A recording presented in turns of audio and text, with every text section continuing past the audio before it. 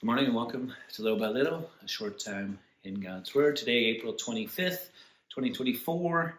Again, we're continuing in 2 Samuel. We got First Chronicles still ongoing. Let's go to 2 Samuel chapter 9, because what we're going to see here is one of the evidences that David understands that position is temporary, that godliness is required, and kindness is necessary. Okay, so position is temporary. What we see here is he's kind of coming into his own, and he says at the beginning of chapter 9, "Is there still anyone in the house of Saul that I may show kindness for Jonathan's sake?" Now there was a servant at the house of Saul whose name was Ziba, and they called him to David. And the king said, "Are you Ziba?" He said, "I'm your servant." The king said, "Is there not still someone to the house of Saul that I may show the kindness of God to him?" And said to the king, "There's still a son of Jonathan. He's crippled in his feet." And the king said, "Where is he?" And Ziba said to the king, "He's in the house of Machir, the son of Amiel at Lodabar." And so they had him brought. And Mephibosheth, the son of Jonathan, son of Saul, came to David and fell on his face and paid homage. And David said, "Mephibosheth." He answered, "Behold, I am your servant." And David said, "Don't fear. I will show you kindness for the sake of your father Jonathan. I will restore to you all the land of Saul your father. You shall eat at my table always." And he paid homage and said, "What is your servant that you should show regard for a dead dog such as I?" David could have done what kings would do in those days, clean house. But he understood that he's not going to be king forever. That's not a good cycle to continue.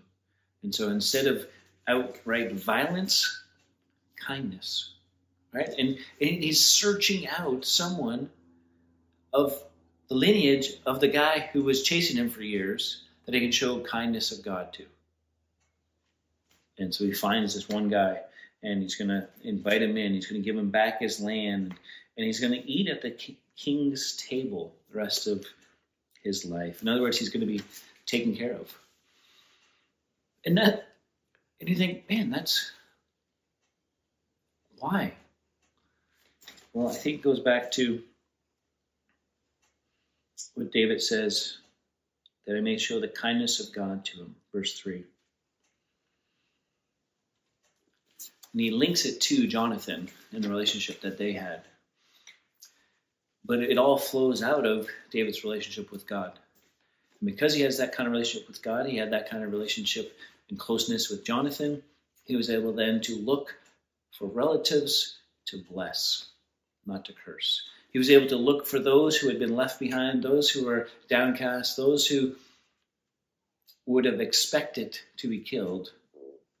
He's able to give kindness and great love. That's in part one of those reasons why he's a type of the Messiah to come, of Jesus. Jesus comes not ready to just be born in a palace, not ready to, hobnob with the rich and famous only, but he came humbly so that all could humbly come before him, regardless of station, regardless of economic situation. He reaches out with love and kindness to and for all. And so this picture that David brings for us of kindness to someone who, in the world's eyes, doesn't deserve it, because they're part of a family that was oppressive. They're part of a line that should be squashed. And boy, we can take that into many areas into our life, where we feel like we deserve something. We feel like we deserve retribution and, get them. And then the Lord would speak to us. Hey, what about the kindness of God? Want to try that?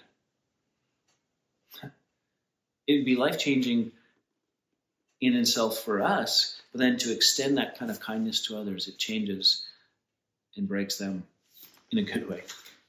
Till next time, keep growing little by little.